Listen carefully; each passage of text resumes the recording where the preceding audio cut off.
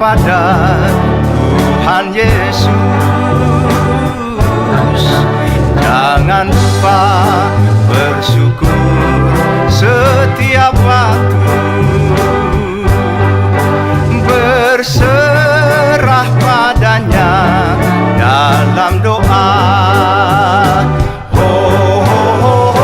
Datang padanya di setiap saat, manakala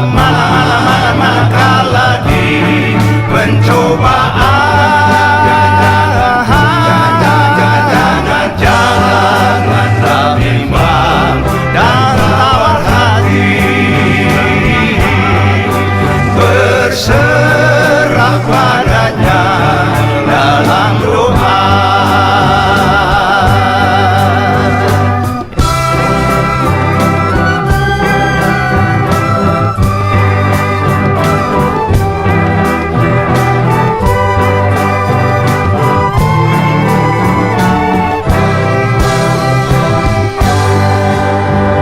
Sudah kupikir, sudah kutimbang,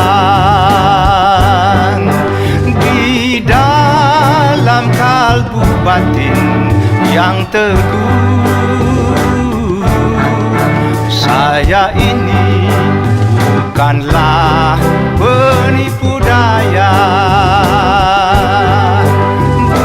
buat menghibur hati saudara.